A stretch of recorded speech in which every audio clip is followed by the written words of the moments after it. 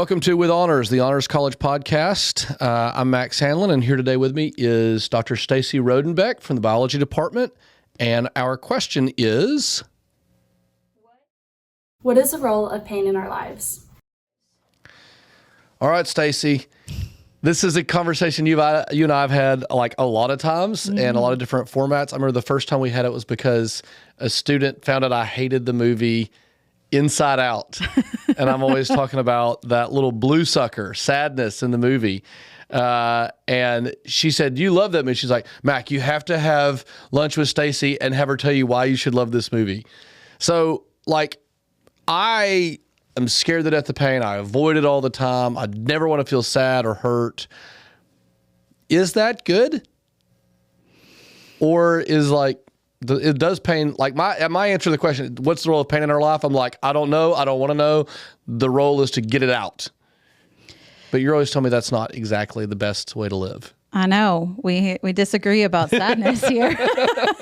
I always love sadness because the character in the movie, yes, not I don't like you love love to sadness. feel sad. Yeah. Although I find that sadness, the emotion, serves the same role that I see sadness, the character, playing in the movie, which is a truth-telling role.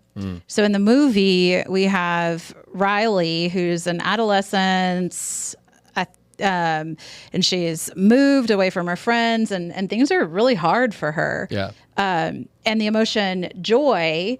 The good emotion. You know what? At the end of the movie, sadness can't finish out what she's doing without joy. So joy really circles back and is really important. But joy is sort of trying to just keep Riley happy. Let's ignore everything that's going wrong. And she's not able to do that because the wrong things are still wrong. And it's not until sadness can kind of come in and tell the truth about how badly that hurts and the pain of the wrong, that Riley can really make progress, and then joy can play a really important role. And so I find that sadness helps us to tell the truth about the pain that we feel, so that we can get to joy on the other side. So, I mean, pain, of course, is not just sadness. I think the question when someone asks, what's the role of pain in our life, they may be talking about sadness, emotional pain and such, but like physical pain too. I have a student who has a chronic pain condition, and she was talking yesterday about she's excited about heaven because it won't hurt anymore. Physical pain does this too. You think it has a truth-telling role? I mean, you're a biologist.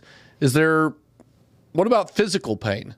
Yeah. So pain is biologically, it's also a truth-telling mechanism. When we feel pain, it's an indicator that something is not right. Either there's danger of injury, right? So you think about a hot stove, you put your hand on the hot stove, and immediately those temperature sensors, we've got temperature sensors and we've got pain sensors. And temperature above a certain point will activate pain receptors instead of temperature receptors. It'll activate both. And so you'll get that pain response that tells you, hey, you're in danger of injury, pull your hand away from the stove. And often, in that case, right, you can avoid serious injury by removing yourself from the situation. But pain can also be a mechanism to tell you that an injury has occurred and is not healed yet. And so Be careful or whatever. That's right. Let's take care of this wounded area so that it is able to heal. And so, yeah, biologically, a pain is absolutely a truth-telling mechanism. It lets us know something is either dangerous or wrong. I think about my wife had a autoimmune disorder years ago, I guess maybe 18 years ago now, that caused some paralysis, and then she got better, and so she can walk again and all that kind of stuff. But she still has what we call her funny leg. Her left leg doesn't feel with precision very well. Yeah. And so one of the things that happened, especially early on, it's healed a lot since then, but early on was she didn't know when it was tired.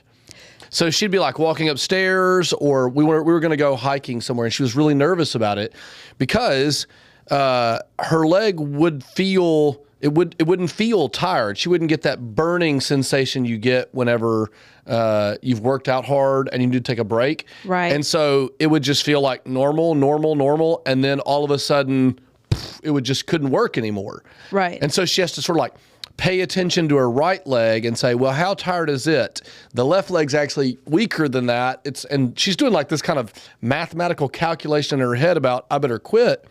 And so it ended up being like, man, we like lived through what happens when you don't have biological physical pain doing its work. And the answer is like, it's not good. It's bad. It can result in these like serious injuries and stuff like that. So I like that idea of it as a truth-telling mechanism. That is, it tells us the truth. Does pain ever lie to us? Because sometimes we're supposed to like ignore the pain and do something, you know, like a firefighter's going into the building to save somebody and it's very hot and his body's like, danger, stop. And he's like, no, you don't get to tell me what to do. I have to ignore the pain and go forward. Like, is the pain lying to him in that case, or is it still telling the truth? How do we wrestle with like the value, the virtue of courage, toughness, that sort of thing? Sure. So I think in that situation, pain is still telling the truth. Pain is telling this firefighter that he's in physical danger, right? That the fire is too hot for him to survive very long. But that danger is not the only truth that the firefighter is up against. And so there very well may be a greater truth, which is there's a 2-year-old kid who will also die. And the firefighter we're humans, so we get to make choices, right? And so the firefighter can choose to put his own physical safety second to saving this child. And so as humans, right, we have to weigh kind of multiple things that can be true at the same time. Even multiple hurts. Yeah.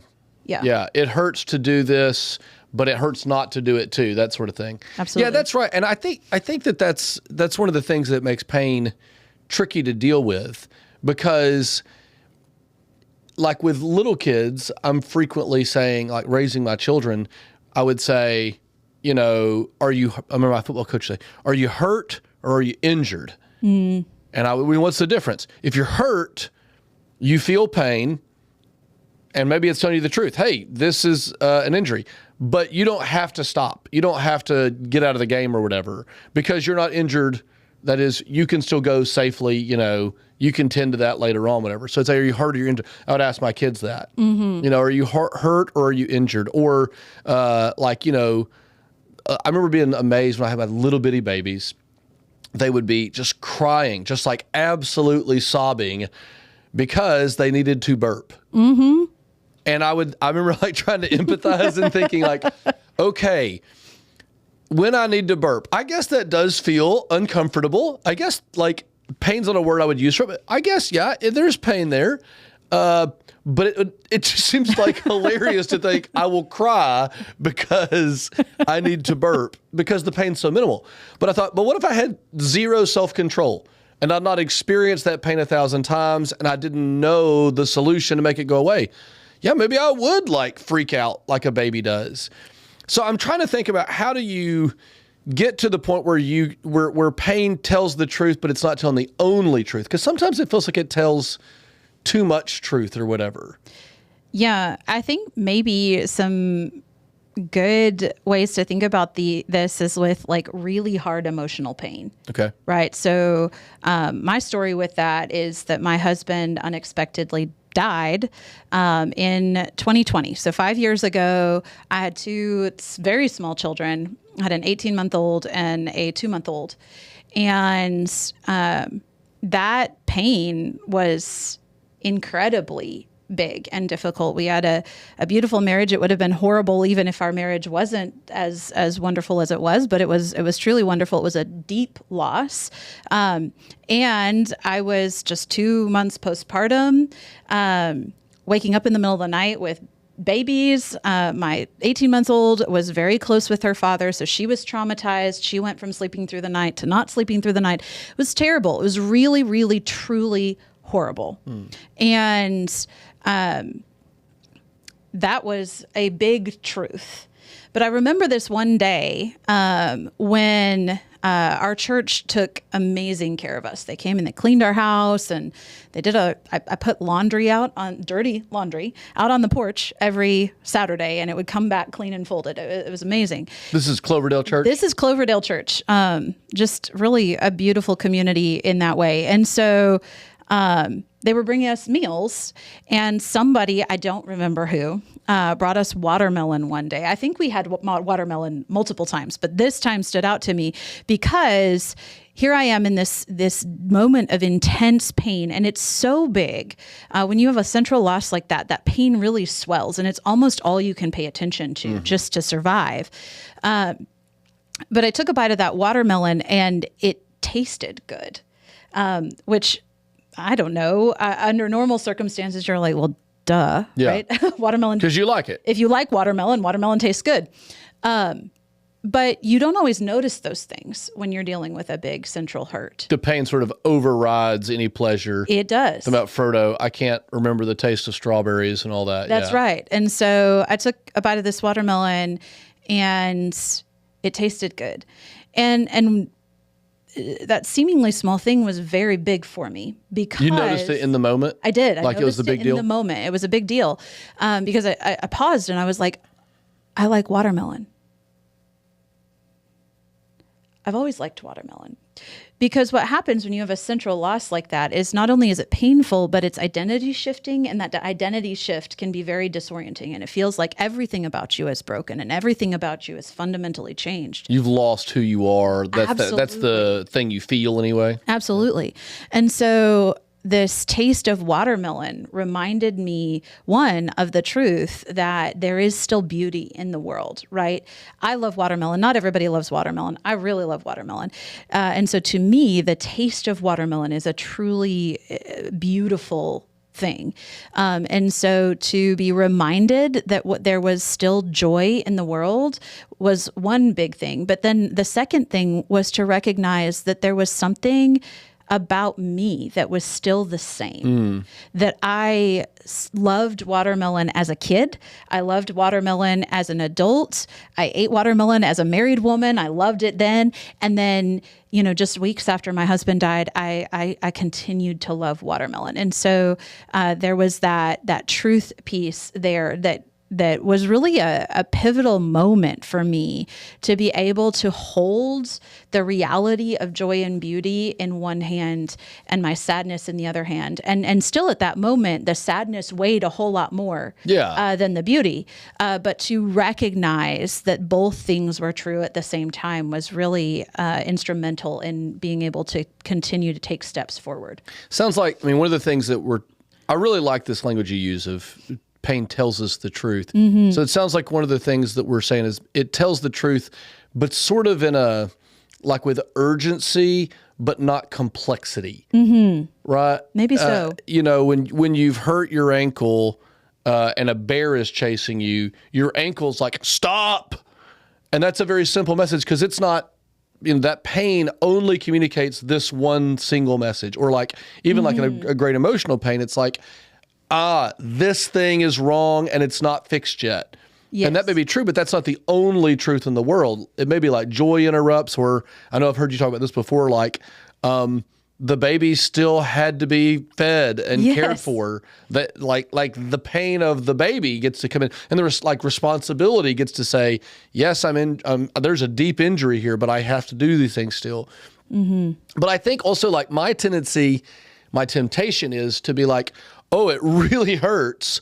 What if I just tell the story differently? So I preached a funeral this last weekend for my uncle, and I guess I shouldn't say a funeral because it was a memorial service. And I don't know if you're at lectureship. Matt Love had this wonderful lecture to close it out on Wednesday night about one hope, and he was talking about how people don't want to have funerals. They want to have memorial services, or they want to have celebrations of life, and I'm not judging anybody or anything, but he was like, the Christian funeral's a real thing because what we are tempted to do is say, I don't want to be sad. I don't want anybody to be sad. My uncle's always said, not my uncle who passed, my Uncle Grant's always saying, my funeral, I don't want anybody being sad. I want them telling stories and laughing because I'll be in a better place. And I always tell them, I say, well, you'll be dead and can't stop me, and I'm going to be sad if I want to. That's right. But I remember I was at that funeral having thought about this conversation some, and I was saying, it's right to grieve, and there's something wrong with not grieving. But there is this deep temptation that's like, I don't want to think about, and his sons were saying, like, I don't want to think about my father being gone. That's painful. Let me just think about happy memories with him. Let me just think about the fact that he was a Christian and is in heaven now. And then I can just feel happy and not have to feel the pain. And I sympathize with that because I'm very good as like a storytelling kind of person to know there's multiple points of view. And so when I look at something like, let me just re-narrate this situation so that I don't have to feel sad or angry or hurt about it. And sometimes that feels like a really helpful way to move forward or express forgiveness. Like if the pain doesn't come from loss or death, but comes from like conflict or a betrayal or, something like that. I'll say, let me look at it from their point of view. Oh, I can understand better now. And now I don't feel so angry and I can let that go. But I think sometimes, or you would tell me that sometimes that quick temptation to re-narrate is actually a sort of self-deception. It's not telling the truth, not letting the pain tell the truth about, well, something is wrong here. Yeah, I think that's true. I think, like we said, there's sometimes in a situation, multiple times in many situations, there are multiple things that are true at the same time. Yeah. And so the tendency to fully re-narrate is sometimes a tendency to say, I'm going to retell this story without the truth that the pain is telling. I'm going to tell it with only these other truths. Whereas a complete story also includes the pain. My daughter is a lot like you. She does not like to feel sadness. She sounds wonderful. She would rather feel angry than sad. Me too. And so I saw this for the first time when she was 18 months old. She fell and she skinned her knee for the first time. And she had been drawing with sidewalk chalk. And her first response, she's 18 months old, is not to cry and run to mom, but to throw the chalk on the ground as hard as she can. Right? And now she's 6.5, almost 7. She does not want me to talk about her dad because it makes her feel sad. And she will immediately turn the switch to anger. And so with her, we are talking about the importance of sadness and all of this. Now, my son, he will cry about everything and anything. He will tell you that he is sad when he is sad. He's a very feeling kid. But with both of them, what I find can be really helpful is to re-narrate with all of the truth, right? And so my son last week, we have chickens, and he had gone. Of course, you have chickens. He had gone to get eggs. They're fairly newly laying, so it's still really exciting to go get eggs. And there were 3 eggs in there, and he was so excited to show me.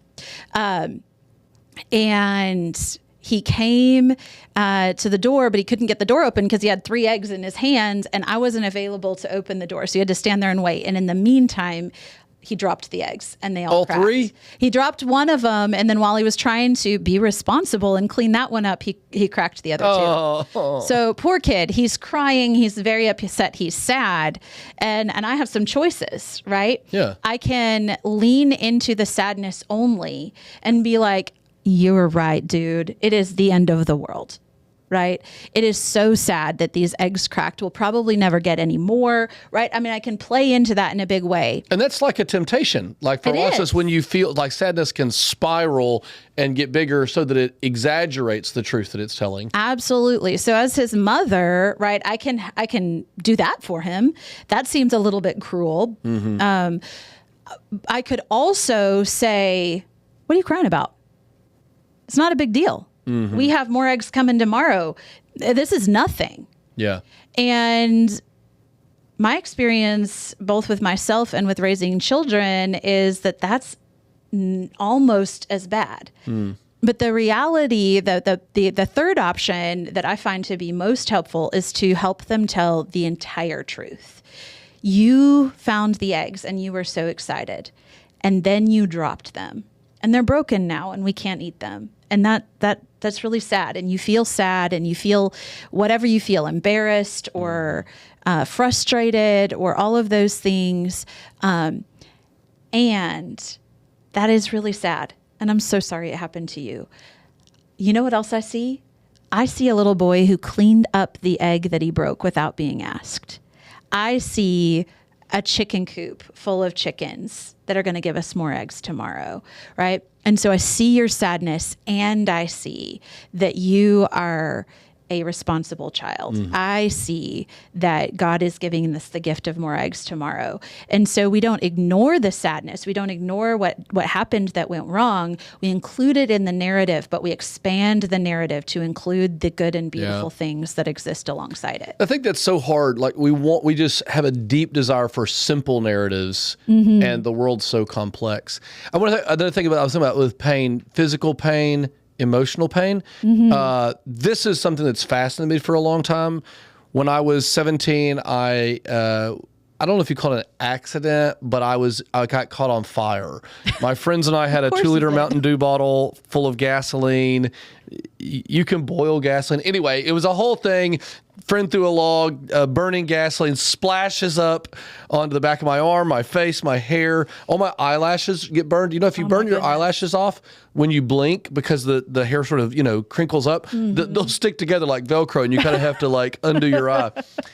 Anyway, so I had this bad burn, and I remember I had these nonstick pads on it, and the cream for a while. Then you had to let it dry to scab up. And then I had to pull the pads off it, but it had scabbed onto them. So it was like excruciating. Like, if I think worst physical pain of my life, that's probably the worst I've ever had. But I can tell all that story. I can like look down. I have a very vivid memory. I can see that happening, and my arm does not hurt. I can be like, ee! But I'm imagining the pain. I am not feeling the pain. But if we sit here and remember like some loss, some deep emotional pain, not only do we remember it, we feel it. And so for years I've been fascinated by this. Why is emotional pain like still available as pain rather than just the memory, but physical pain not? But I got to think about that too, like not all emotional pain. So for example, I think about a fight that I had with, I don't know, somebody that I'm friends with or my family or whatever. A fight that I was very mad, I was very hurt. They hurt my feelings, what they said. But we worked it out. I forgave them, like truly forgave them, and set it aside. And now I can tell that story and it doesn't hurt. But like when I remember someone who's died or gone or whatever, if I really let myself, even though I don't like feel the same intensity perhaps as when it was new, it still hurts. What do you think that's about? How come some pains are accessible to us for long times and others for short times? Yeah, it is really fascinating. I wonder if the pain is still telling us some truth, right? If we continue to feel pain, then we can continue. It's continuing to communicate to us that something is wrong, right? And so, like, what's the truth? So in the case of some central loss or like that with my husband, right? He's still dead. Yeah. Right. Death is still a problem. Right. And not to hate on celebrations of life, but this is a problem I have with celebrations of life, because there's something fundamentally wrong here. Right. It is true that Christ has defeated death on our behalf, and that one day resurrection is promised to us, and that is a true and joyful thing. And it's also true that right now we don't have access to that. Yeah. And so death... Complicated stories again. Yes. Two truths, yeah. And so death is really still true. That person whose life we're celebrating, their life was beautiful, and for now it's over, right? And those two things are true side by side. And so death is an ongoing loss. It's an ongoing pain, or an ongoing hurt, an ongoing wound. And so we feel ongoing pain. Even relationships that have been rifted, where there's a continual wound, there's going to be continual pain, even after many years. I think about divorces that way. Absolutely. Sometimes, or like estrangement between families, where it's, well, I'm not like maybe I'm even glad to be out of this relationship. I'm thinking of people. I'm glad to be out of that relationship. I don't want to go back, but I'm still angry or I'm still hurt by it because something's still messed up or broken there that hasn't been fixed. That's right. And sometimes in relationships, right, there's a concept in parenting literature right now called repair, where when you've wronged somebody, you seek to repair it. And it's also a biblical concept, right? And but in the absence of repair, there's often a wound that continues to linger. We see that maybe very vividly in divorce, in situations of parental abuse and things like that. But it can be true in any relationship, right? If we're not seeking to repair those wounds that we've inflicted on someone else, then there can be ongoing pain. Or if they can't, I think about like a friend who there's a divorce, it's not healed, and then the person dies. And I thought, oh, that now they'll have closure. No, they just had more anger. Like, oh, it's never going to get resolved. Right. You know, and I think that gets at it. And that's to me, that's really fascinating about the way that memory works with this. I mean, I'm trying to do both, like, let's be personal and honest, and also these abstract sort of concepts. But the truth telling still remains. And the truth is, this particular thing has not been fixed yet. That's right. So if I'm just sort of summing up what we've said today, the question was, what is the role of pain in our life? And I think the answer that you gave is right. And that is, it tells us the truth, even truths that are hard to hear. But it doesn't tell us the truth in nuanced or fulsome ways. Sure. And so we've got to bring wisdom and other truths in there, like watermelon tastes good. That's a truth, right? Or Christ is risen. That's a truth. Absolutely. This is not the only thing in my life, even if it feels that way. That's a truth. We don't want to let that pain's truth be the full story, but it seems like also it's dishonest to not let it have its place in the story. Absolutely. This isn't one I think we probably knock out in 25 minutes, but I do appreciate the wisdom that you bring to this stuff, Stacey, and thank you so much for being on the podcast with us today. Look forward to having another question and another episode soon. Y'all be with us.